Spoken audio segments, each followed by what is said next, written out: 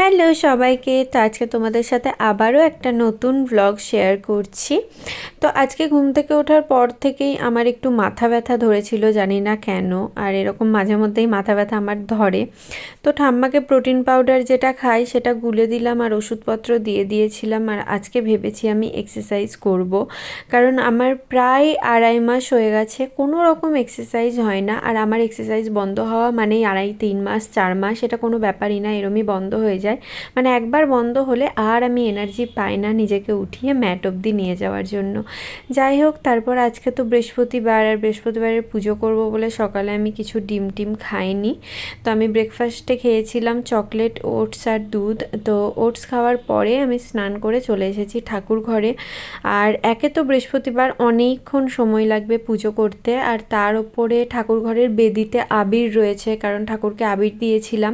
তো সেটাও পরিষ্কার করব। আর সপ্তাহে একদিন এভাবে আমি ঠাকুরের ফটো, ঠাকুর এরম পরিষ্কার করে বেদি টেদি পরিষ্কার করে পুজো দেওয়ার চেষ্টা করি। বাকি দিন নর্মালি বেদিটা মুছে নিই, কিন্তু সপ্তাহে একদিন ফটোগুলো মুছলে পরিষ্কার হয়ে থাকে, যেহেতু চন্দনের টিপ সিঁদুর দেওয়া হয়।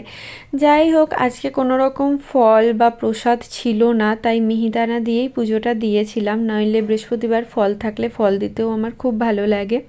আর তারপরে হচ্ছে বৃহস্পতিবারের ব্রতকথার বইটা পড়ছিলাম।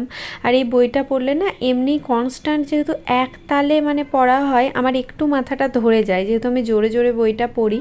আর তার উপর আজকে তো মাথা ব্যথা রয়েইছে। তো দুপুরবেলা খাওয়া দাওয়া করে একটা ওষুধ খেয়ে মাথায় ভিক্স লাগিয়ে একদম শুয়ে পড়েছিলাম, আর সন্ধেবেলা একদম উঠেছি।